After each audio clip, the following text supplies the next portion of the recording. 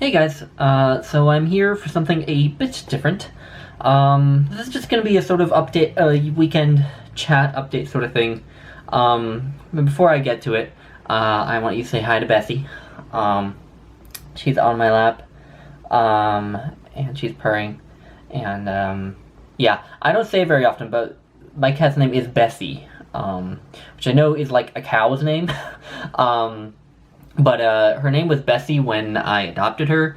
It was just, shelters will just give cats names, and that was her name. And I was planning when I was planning to adopt a cat, I had a bunch of names in mind. And originally, I think I was planning to rename her something. But then, by the time I had taken her back to my apartment, I had called her Bessie several times, and she was just sort of Bessie. It just seemed like the right name. I sort of like to think that she's named after Bessie Smith, the jazz singer, but I have no idea whether the people who named her had that in mind. Anyway, yeah, so I'm here for a bit of just a weekend update, so this is just gonna be a very chatty, rambling video, I suppose. But I want to start off with something that's been with me all week, and perhaps even for 2 weeks. It may have even started 2 weeks ago. But Crystal from Biblioatlas and Elena McCreedon know all about this, because I chat with them on Voxer all the time, and they've been privy to, like, my feelings right now. And actually, I think in part the way that I'm feeling right now. So, the way I'm feeling, I jotted down a couple notes. I don't have much in terms of the way of, like, plans in this video. I have things I want to talk about, some books here to talk about, but, like, I haven't planned that much. But one of the things I have jotted down is that I'm feeling a lot of reading blues right now. I just feel really not very happy or, like, hopeful about my reading life for some reason. Or, like, my life in, like, art, beyond books. And that last part is crucial, I think, because part of this reading blues, and just blues in general, that I'm feeling, I feel like, comes from this last season of Game of Thrones, which, if there are any Game of Thrones fans who watch, yeah, I mean, I don't know, what did you think of it? Because I thought it was pretty awful.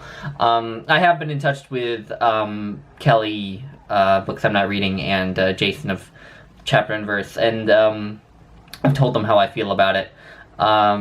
Yeah, this last season ended, and I just sort of felt empty inside.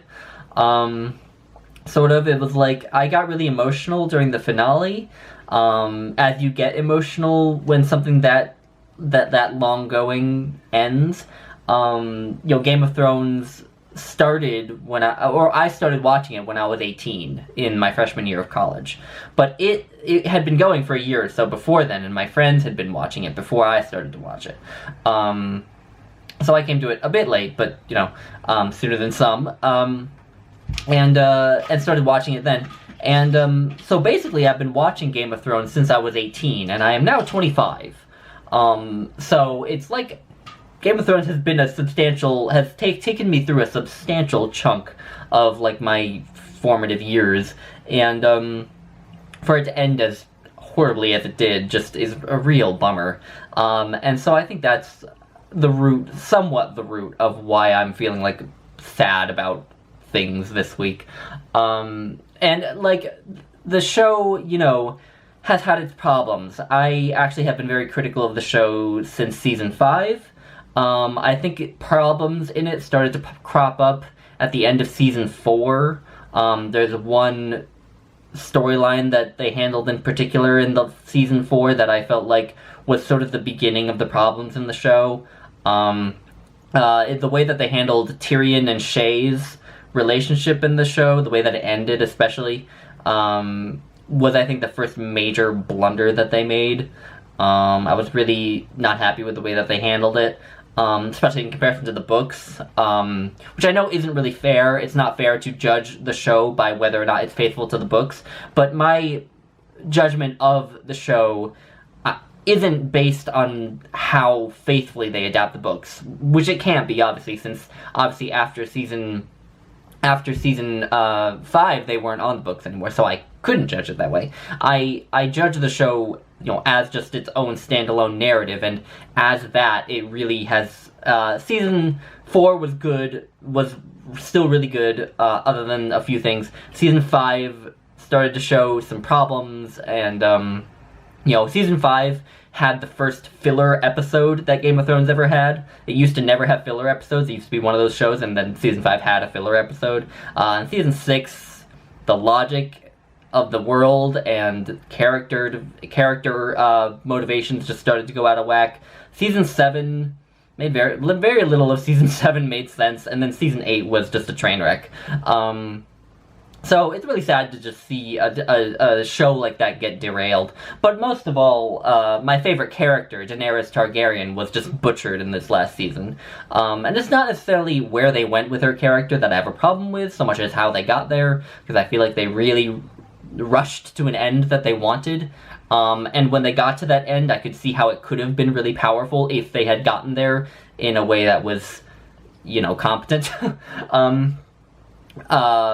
But they didn't. But anyway, so I think the really botched ending to this series that I've loved so much has been the source of a lot of my bluesy feelings about reading. It has sort of weirdly gotten transposed onto my reading, but aside from that, I have not finished a few books in the past couple weeks, which is something I usually don't do. I usually push through and finish books. I'm pretty good about that. But the past couple weeks, I have put books aside without finishing them. I told you about the Anne Carson book, which again wasn't like I put it aside because I wasn't liking it. I just put it aside because I could see that the last few pieces in it weren't necessarily going to be my cup of tea. The Richard Dawkins book I put aside, which again was a pretty legitimate, the book really wasn't doing it for me. But these books that I have not finished this week, and there's one book that I did finish this week that I really, really didn't like. And so I want to go through those. So the first is this, An Unfinished Woman by Lillian Hellman, her memoir, which I talked about a couple weeks ago. Which, so it's a memoir, and the thing is people started talking in the comments about accusations against Lillian Hellman that she had fabricated parts of her memoirs. Not this memoir specifically, one of her other memoirs, but still, once I heard that, I think I started seeing a bunch of red flags in this memoir, because, she quotes from old diaries all the time in this book, and some of these diary entries that she supposedly is quoting from are, 5-10 pages long of, a book like this, like a real, trade paperback, and I'm and they're really in depth with, dialogue and everything, and so I'm hold on, does anyone, even a great writer, keep this detailed a diary? Is this legit?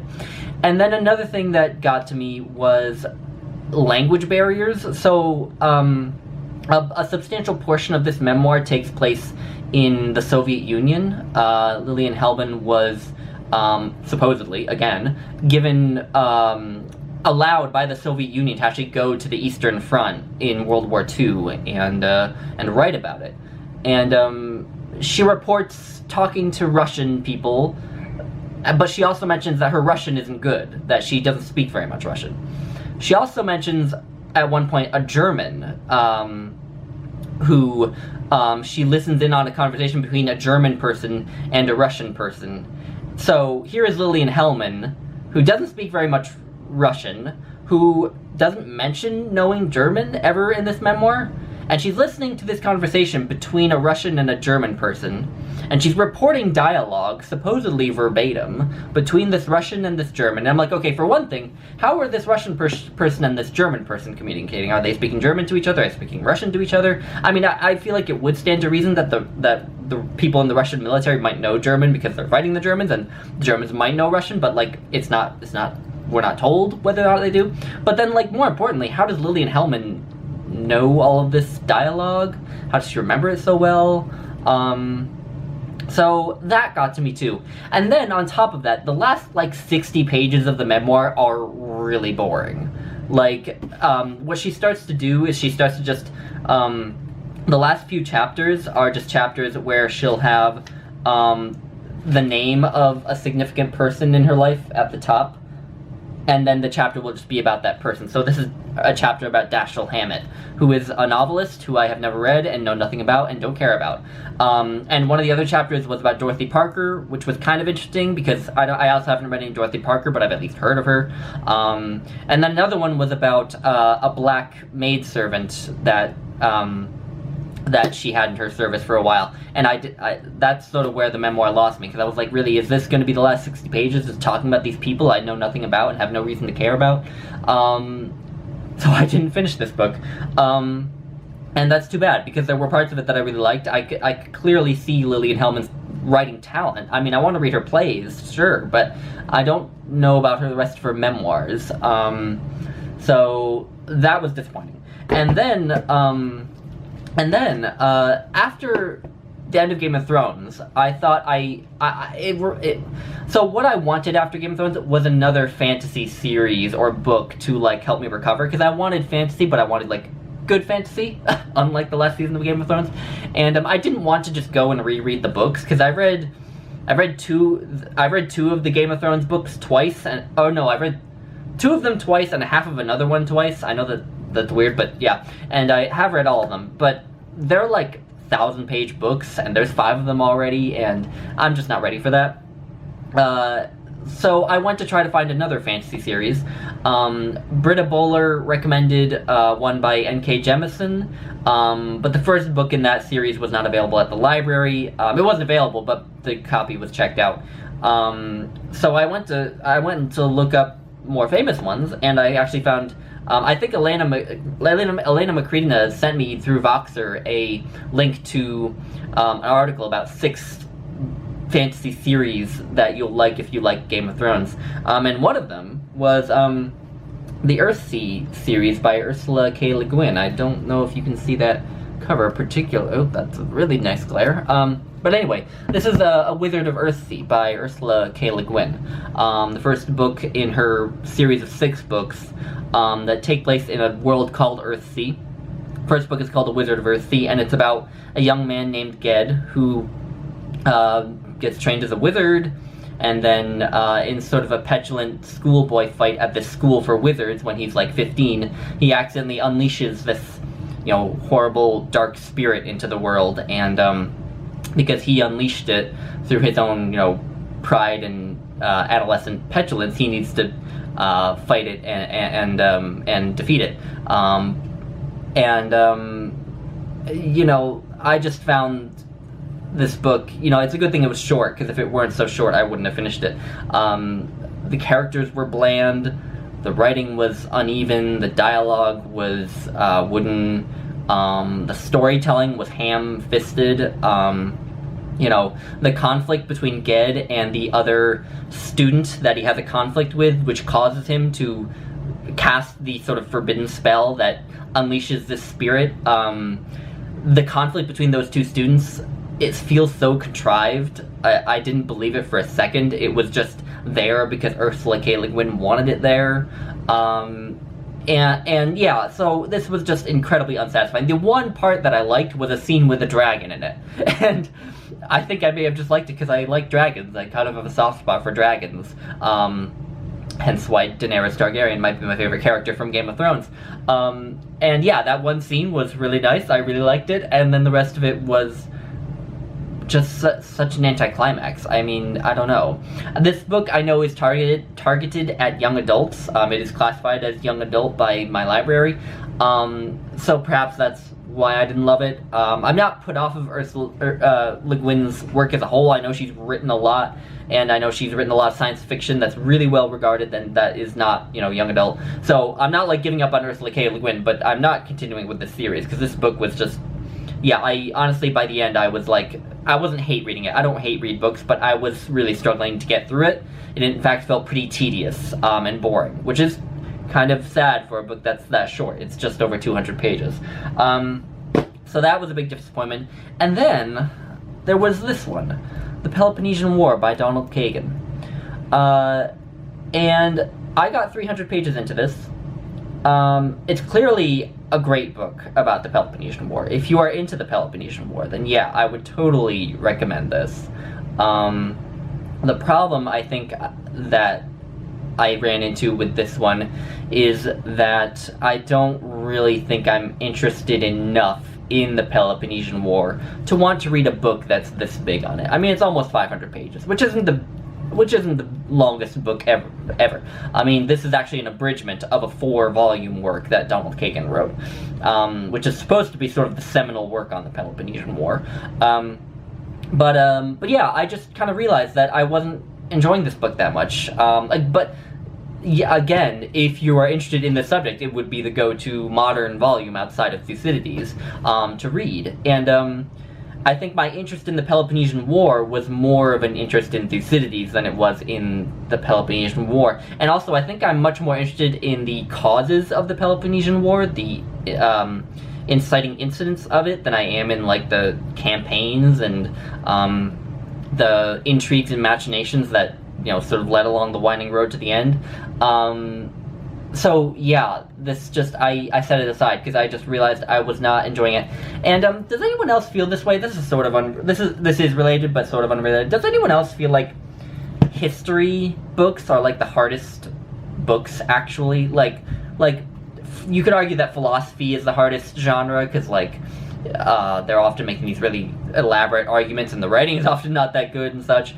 And the ideas can sometimes be difficult, but I kind of feel like history actually is ultimately more difficult because I feel like you're having so much information just tossed at you that it just gets exhausting to read and it can really kill the narrative and the enjoyment of the reading. And so yeah, like I feel like that makes me struggle sometimes with history, and I struggled with it with Thucydides, but I think the fact that I struggled through Thucydides earlier this year kind of gave a hit to my reading stamina for this book. And that's another thing I want to touch on, is that I'm also feeling a lot of reading fatigue. Again, I've read a lot of big things this year. I don't say that to brag. I've read Thucydides. I've read 300 pages of a history book about the Peloponnesian War. I read the Mahabharata. I read a big biography of James Merrill. I read Arrian earlier this month. And I read a bunch of Greek philosophy as well just recently.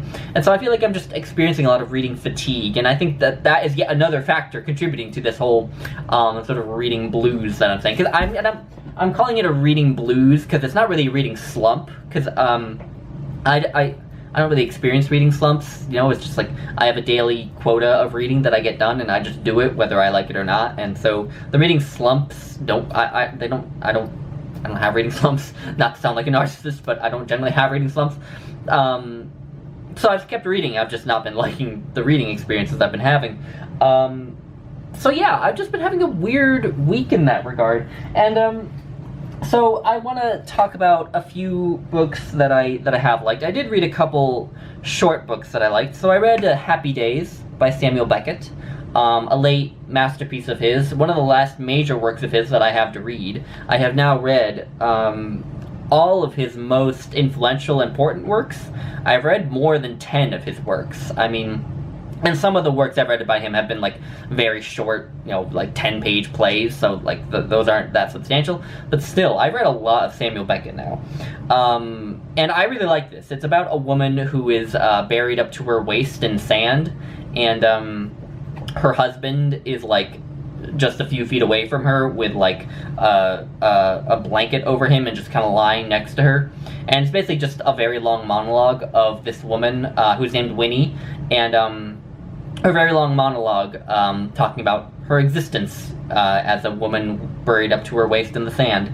And it's very interesting. I mean, it was a lot of the themes of Beckett, and yeah, it just really scratched that Beckett-sized itch I guess I have. I'm actually considering doing a sort of introduction to Beckett video, because I've read a lot of Samuel Beckett now, and because I've been thinking about doing some videos that are a bit different from my usual every week sort of videos, like my Friday Reads and stuff. And I thought it might be a nice change to just do a video about Samuel Beckett. And yeah, and I think I would basically just do a little bit of an overview on who Samuel Beckett was, and then go through the books that I've read by him and do sort of mini little reviews of them, and perhaps give recommendations on where you might begin with Beckett if you're thinking of that. So let me know if any of you would be interested in that, because I love Beckett. He's one of my favorite writers, probably my favorite writer of the 20th century. Although, yeah, I'm not sure about that, but yeah. Anyway, and then I read Largo, Desolato by Vaclav Havel. Just today, actually, I read this, and it's about a guy, a writer, a professor, actually, named Leopold Nettles, who is sort of under watch by the government. So it takes place in communist Czechoslovakia, which is obviously where Václav Havel lived most of his life.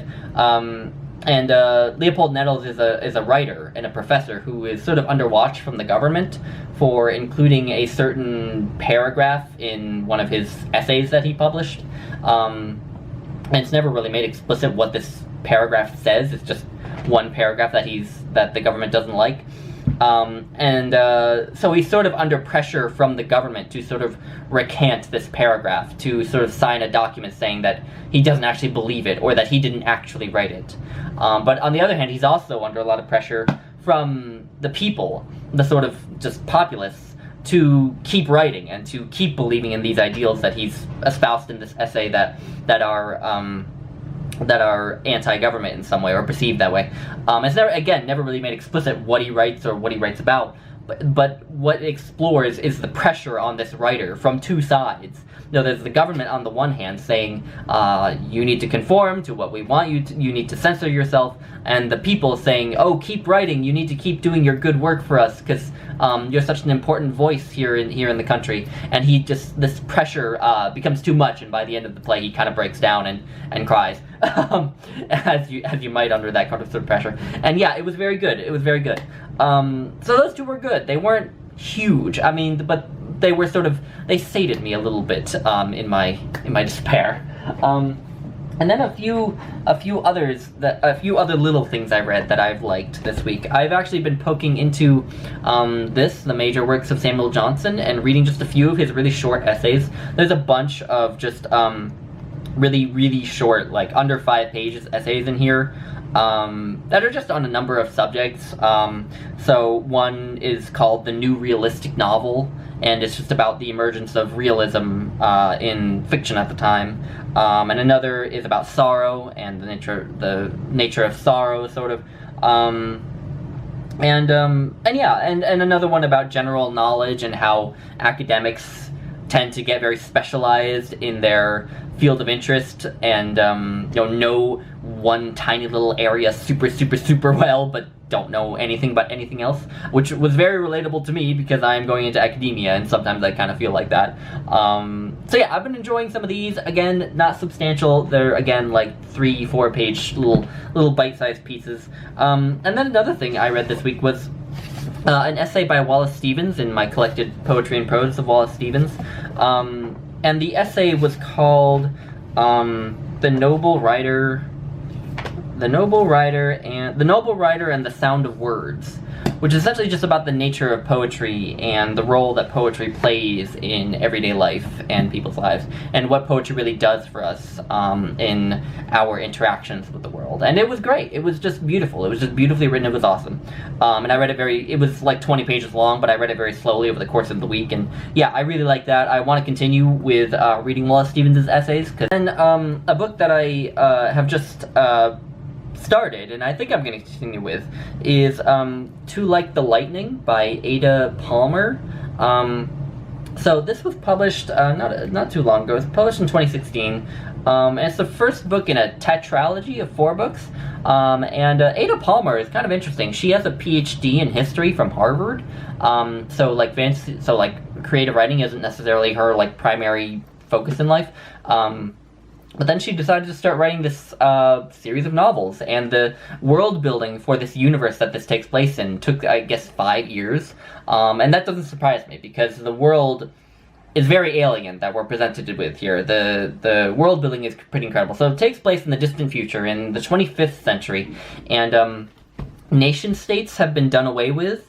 So at one point in human history, we got so good at transportation that we could basically transport ourselves instantaneously across vast distances on Earth. And so that basically made nation states invalid, because you could, what need would you have of being attached to your homeland if you can go literally anywhere instantaneously? So nation states were done away with, and religion was done away with. So in place of nation states, there are things called hives, which are sort of groupings that people belong to.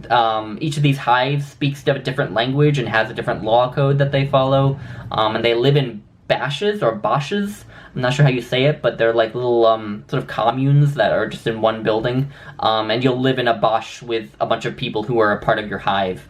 And in this world as well, gender distinctions have been done away with, so you don't refer to a person as he or she, you refer to them as they.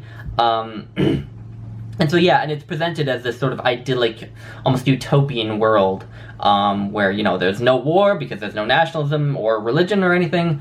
But my sense is that over the course of this book, sort of the utopian nature of this world gets called in question, and we start to see the sort of underlying authoritarian tendencies of the ruling powers in this world. So yeah, it's difficult. It's dense. I'm wondering whether it's not the best thing to be reading when I'm thinking I'm having reading fatigue.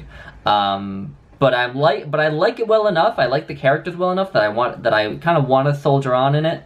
And again, like I said, I'm hungering for a sci-fi or a fantasy series after the disaster that was Game of Thrones. And I'm intrigued by this world. I think I'm willing to put in the work to get through this book. So, yeah, I will sign off. It's Saturday evening right now. I'll probably go ahead and just post this right now. So, yeah, you will be seeing this in the not-too-distant future.